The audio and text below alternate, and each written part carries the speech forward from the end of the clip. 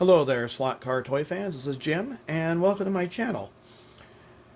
One of the subscribers of my channel was asking, how do you restore your track, your slotless race car track? Can you please do a video on that?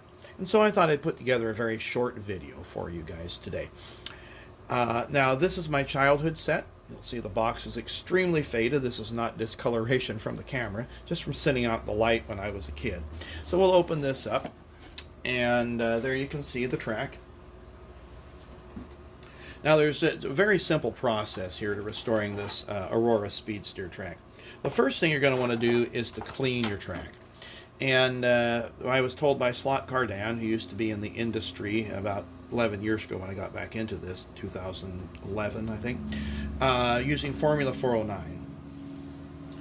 And what I do is I just use a bit on the paper towel, and then I wipe it down. See, there's some black on there. I just happened to use this track last week as I was doing a test run, and basically wipe it dry as best you can.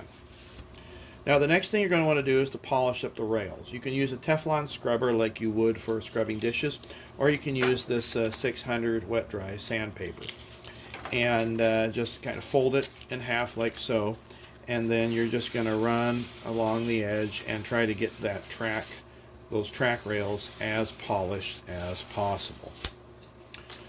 So you have to do that through all your pieces of track that you're going to be doing. Now the next stage of the game is when you hook it up, is making sure you have continuity. So I'm going to pause the video here and get a small setup for you. So I've got just a real short piece of track hooked up here, and the Formula 409 bottle is just keeping the track in place. Now, what you want to be doing is to test to make sure that you have continuity between your contacts. So basically, when you hook this track together, it slides in place.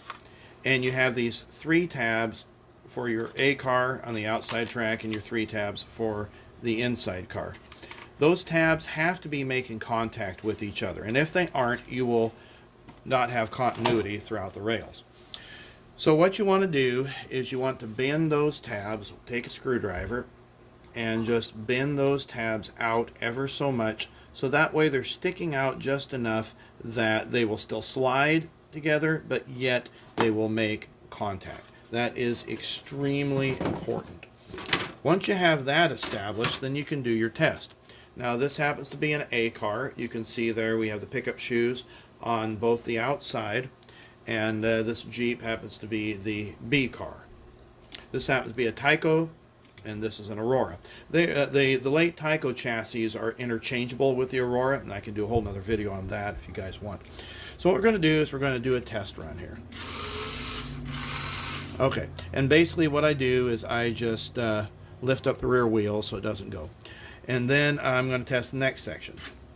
Okay, and then we have continuity there. Then the next section. And you just keep working your way around your track until you discover a dead spot. When there's a dead spot, then at that point, then you know, okay, I need to move the screwdriver out. Now you also need to check the inside lane. Okay, so we're going to change over. And I've got this marked. This is where my outside lane is, and this is my inside. Did that when I was a kid because I got confused with that. Okay. So terminals, we got continuity, continuity, continuity. So we're good to go. Now I'm going to check the B car. Do the same thing. Now I'm going to change lanes. Good to go. So you do that around your entire track. Once you have that done, your track's pretty much set up. And then it's just a matter of getting the chassis ready to go. Well, I hope you found this video useful.